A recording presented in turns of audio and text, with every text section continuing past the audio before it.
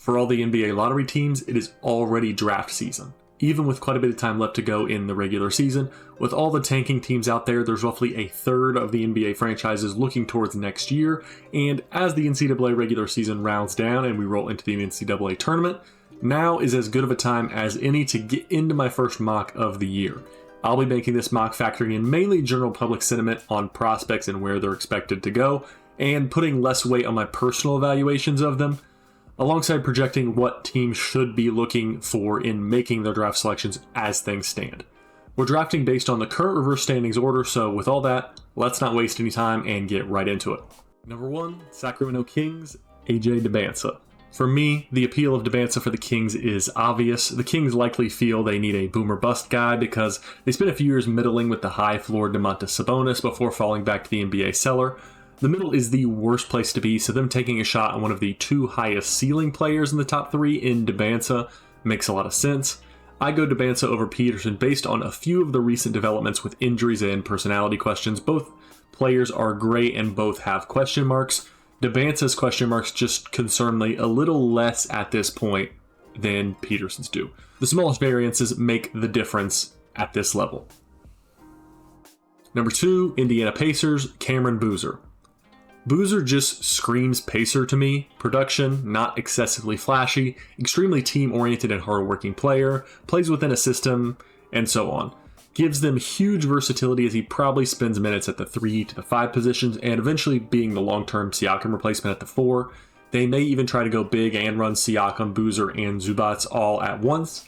They'd be excited to have his versatility, and the Pacers run a free-flowing, versatile system. Cameron Boozer, as a connector and a play finisher in that offense, is a dream scenario for them. Number 3, Brooklyn Nets, Darren Peterson. There's still a big 3 in this draft, and Brooklyn ends up with the last one remaining in Peterson. They'll be thrilled about it too because Peterson is just box office material. He fits in perfectly with the vibes of Brooklyn. He'll get to be the go-to option immediately, and if healthy, can finally give Brooklyn a young star to build off of. Like I mentioned when discussing Dybantsa, this top 3 is still distinctly the top 3, but with Peterson, it's getting harder and harder to ignore some of the concerns, enough so that I would have had him 1 just a couple months ago. Hard to justify continuing to keep him over 2 guys who are just dominating as he's missing time. As they say, the best ability is availability. Number 4, Washington Wizards, Caleb Wilson. Though he's been out, I still think he slots over Flemings here, who some have talked about moving into this top 4. It's getting very close though, and Flemings in March could realistically move here. That being said, Wilson has the talent, and though you never draft for fit this high, Wilson does seem to fit just slightly better too, which may matter in a draft that's as stacked as this one. I really like the idea of Wilson playing a ton of minutes and rotating with Anthony Davis and Sarr, and obviously getting some starts with one or both of them going down with injury, as they more than likely will. His potential is exceptional, and I'd be interested to see how the rotation played out if he ended up getting drafted here. Number 5, Utah Jazz, Keaton Wagler. Yes, I know I just said Kingston Flemings has a chance to go top 4, so why don't I have him at 5? Well, for one, I personally think that Wagler should be right there in that second tier of players with Wilson, Flemings, and possibly Acuff as well as a dark horse guy. I really think that they've all showed potential all-star level ability at various points, and I think they're a lot more interchangeable than many people would say. I just think that the way that the talent level is, with it being so close, and you look at how Wagler fits in with Ace Bailey and Keontae George, you have to be excited as the Jazz front office to run that out as a 1-2-3 unit. Wagler adds that versatility where you can be confident in putting him at all 3 positions, on or off ball, regardless of who's out there for them, and that versatility alongside his really high level production, especially recently, has me slotting him in here to the Jazz at the 5. Number 6, Atlanta Hawks, Kingston Flemings. Atlanta is thrilled with getting Flemings here, as depending on who you are, you might see him as the second best guard in this draft. I think this is one of those submit the draft card without hesitation type things. Flemings is one of those players when he has the ball in his hands, you can be confident in his ability to get you a bucket. Explosive scorer, solid playmaker, and I think putting him alongside Dyson Daniels as the 1 and the 2 is a really cohesive combo, and in addition to Jalen Johnson and others, I think this is a really exciting young core. Number 7, Dallas Mavericks, Darius Acuff. I definitely think Dallas goes guard, and Acuff seems to be the best option right now. Though I could see them going Michael Brown depending on what they're looking for, Acuff just has looked exceptional to me recently, and I think he solidified himself in the top 5 to 8 range. Exceptional shot creator for both himself and others, and I think he would be in a fantastic position here, learning from Kyrie, gaining some valuable knowledge before eventually taking over for him as the lead guard in Dallas. Number 8, Memphis Grizzlies, Michael Brown. Could go a mint, but I think it's just kind of hard to trust Ja right now, so this might be their chance to move on to the next era for their team if they want it. Michael Brown, Cedric Coward, Zach Edey could realistically be something, but it's hard to say what exactly. I like how Brown could grow into a true ball-dominant playmaker in the Grizzlies system, but even if Ja does stay, he should still do a fine job as the backup floor general and potentially more than that in the future. Number 9, Chicago Bulls, Hannes Steinbach. Maybe the first surprise here. Chicago's got a ton of guards and a couple forwards as well. Other than Jalen Smith, Nick Richards, and Zach Collins, they're pretty thin at center. I certainly could see them going Steinbach. He could slot right in as a starter from day one, providing a big-time rebounding presence. I love his game, and I could see him fitting really well in the league. One of those guys that rarely is a bust, but the ceiling probably isn't there either. Highly likely to be a high-level starter at some point, and getting that at 9 is good value. Regardless, good pick for Chicago here. Number 10, Milwaukee Bucks, Nate Ament. Ament has seen such a wide range of draft projections, largely due to his raw traits alongside his wide range of production. He started the year awful and went from sometimes being projected as high as 5 down to as low as 20 in some places. Now he's bounced back and looked like the player that we had expected. High-level scorer that's hard to stop based on his 3-level ability and his 6'10 frame. With the likelihood of Giannis possibly leaving, the Bucks will be looking towards a reset if he does. Ament is a good start towards that project, and the Bucks will hope that he can grow alongside some of their other young core pieces. Number 11, Portland Trailblazers, Thomas Haw. I love the fit of Haw on this Trailblazers team. He profiles as a well-rounded, solid role player that can do a little bit of a lot of things. Fun player with a lot of explosiveness and versatility, and a developing shot as well. He looks to be more of an off-ball player at the next level, which is perfect for the Blazers. Most of their shots are being created through the ball dominance of Denny and potentially Dame when he returns, so adding a lob threat and a finisher like Haw would be huge. His swing trait is his three-point shooting. It's either a pro or a con right now, but if he gets to the point where he's a genuine threat as a kick-out option on drives, he'll have a long career. Number 12, Oklahoma City Thunder, Jaden Quaintance. The Thunder don't need anything really, exceptional depth with talent at all the positions of their roster. In that case, while some seem to be in the camp that they should go pro-ready guy, I just find it hard to believe that any player at the 13th pick is going to play notable minutes right off the bat for the Thunder, so if that's true, why not take a swing at a ceiling type play? Quaintance has a lot of concerns, but also has the potential to be a legitimate game changer on the defensive end. I can see the Thunder picking him up with the hopes that over time he could be a young and cheaper replacement for Hartenstein by the end of his contract if things develop well, and assuming Hartenstein stays this summer. If they don't develop well, who cares? They can afford a swing and a miss with all the talent they have waiting in the wings. Number 13, San Antonio Spurs, Yaxel Lindeborg. This seems like an obvious one to me. Everyone talks about this being the pick for the Spurs, and it's clear to see why. The Spurs are, and will be even more so next year, a contender. They're also different than the Thunder in that they aren't completely without a weakness. They have a need at the 4 spot. They're going to be targeting a 4 in the draft, and they'll be looking for one that has the ability to rebound, be a connecting piece, play defense, and just generally do all the little things. Yaxel is a match made in heaven for that role. You see it this year with Michigan. His versatility is just huge for the winning nature of that team, and in my opinion, it would be a lot of the same for the Spurs. If he does end up on the Spurs, expect a starting role and contribution to winning early on. Number 14, Charlotte Hornets, Braden Burries. Burries is an interesting player with a lot of solid intangibles. He's a great rim attacker, good 3-level scorer, and a big physical 2-way guard. I don't necessarily see him as a guy that's going to come in and be a starter immediately, so I think he fits extremely well as a rotational piece behind LaMelo, Kahn, and Miller. You can rotate him in with those guys off the bench, and that unit with him and Kobe White looks pretty intriguing. Number 15, Golden State Warriors, LeBaron Philon. The Warriors, as much as they would hate to admit it, have to start looking to a future without Steph Curry and Jimmy Butler for that matter. The question becomes, who is the lead guard to move them to that next phase of their franchise? Is it Podziemski? I don't know, but I doubt it. He's a solid player, but he doesn't seem to have that star ceiling. he most likely fits as the off-ball guard in the future. I think the absolute best thing for the Warriors would be seeing someone like LeBaron Philon fall into the lap at this pick. Philon is a guy that you could make an argument for much earlier than here, and it's highly possible he isn't available at this pick depending on what scouts are thinking of him and how he performs in March. That being said, he's incredibly shifty and decisive on the ball and has the potential to translate as a legit scorer. I think he's a great guy to bring off the bench as an instant offense type with the potential for more long term. Number 16, Miami Heat, Kobe Pete. Pete is a really interesting option here for Miami. Like most people, I'm finding it hard to figure out where Pete fits. He's really successful at the college level, but he has major holes that I'm not sure translate exceptionally well. Lack of speed, undersized, not a great shooter, etc. All that being said, he is a great rebounder, really strong in the interior, and while that won't be as effective at the pro level, he'll still be able to exert his will a little bit in the paint. Solid defensive player and really smart offensively. I don't have him as high as some experts do, but I certainly see the potential as a versatile rotation big off the bench for a team like Miami in a variety of situations. Number 17, Memphis Grizzlies, Cameron Carr. After going Michael Brown early, the Grizzlies go back in for a more dynamic scorer in Cameron Carr.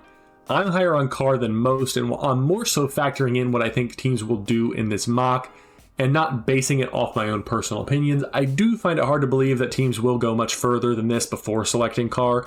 Exceptionally explosive athlete and fantastic scorer, Carr seems like exceptional value in the late teens.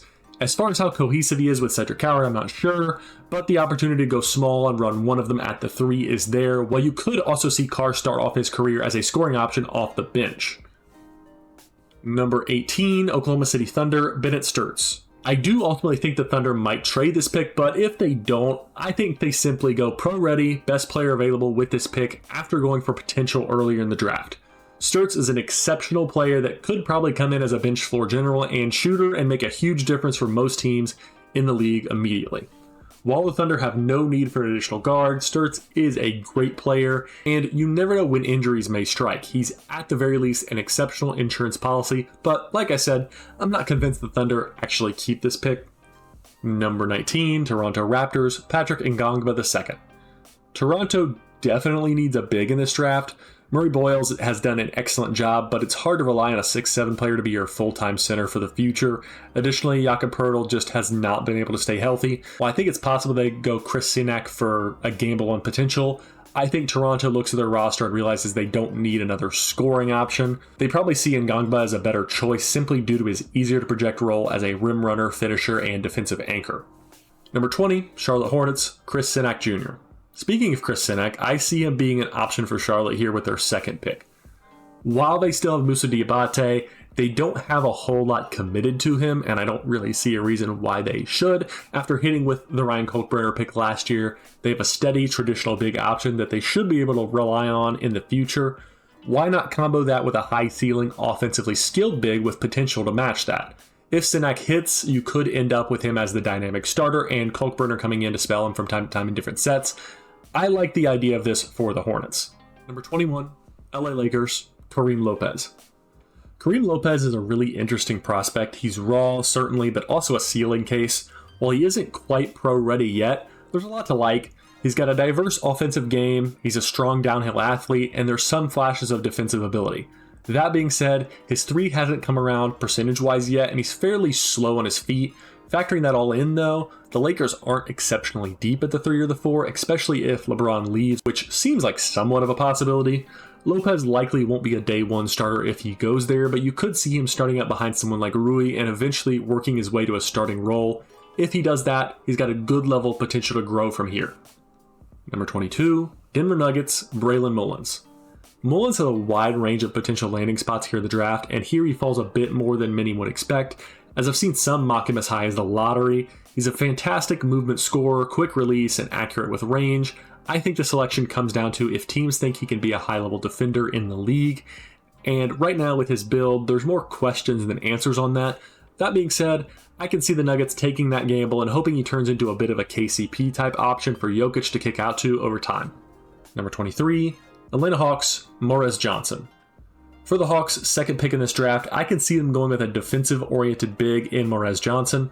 He's an efficient and tough rebounder who really fights on the defensive end, and after contributing to the guard end of their roster with Flemings, I could see them adding depth here in the front court. They could have some use for a play finisher and rotational defender like Johnson. Number 24, Detroit Pistons, Christian Anderson Jr.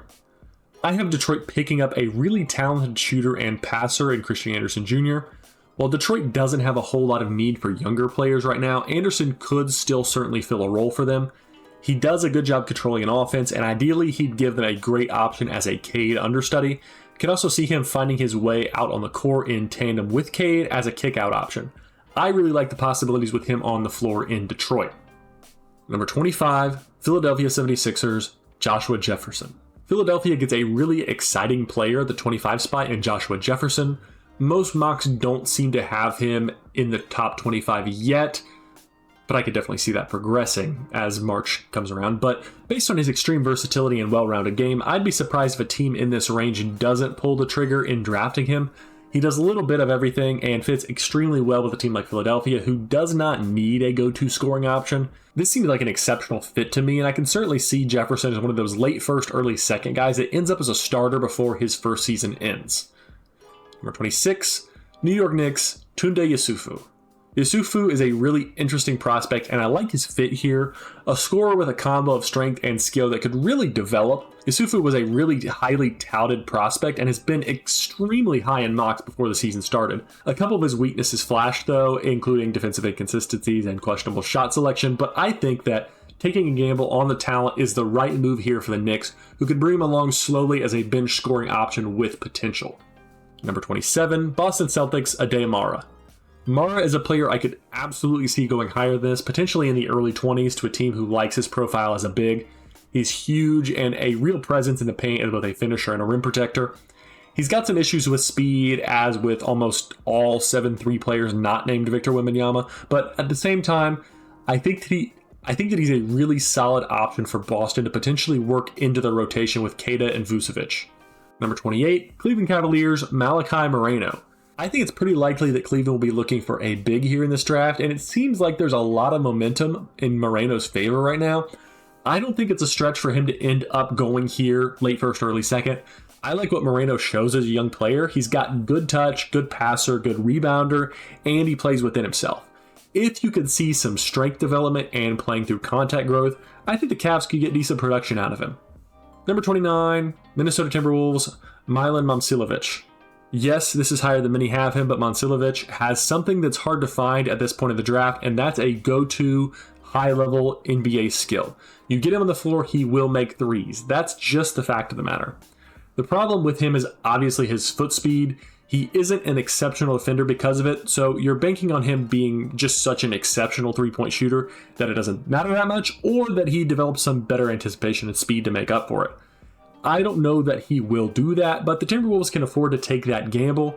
They don't have exceptional need right now, as they're pretty set at a number of their positions of their rotation, but they could be helped by his shooting prowess if he ends up being better than expected defensively. Number 30, Dallas Mavericks, Dalen Swain. Dalen Swain is one of those players that just finds a way to get a bucket. He's mostly a really good downhill threat, and he gets to the line efficiently. He's got some good defensive instincts, and he's pretty explosive. The question marks come in when you look at his overall shooting percentage and his discipline defensively, but he has enough positives that I can see Dallas taking a gamble on him. So with all that will conclude this video. Thanks to everyone for watching all the way through to this point. It is truly appreciated. In the coming weeks, I'm planning on putting out a number of individual player scouting reports, and we'll probably put out another mock in a month or so. So if you're interested in that, make sure to subscribe. Anyway, that is all. Thanks for watching. Hey, thanks again for watching this video. If you enjoyed what you just saw, click on one of these videos here to see more.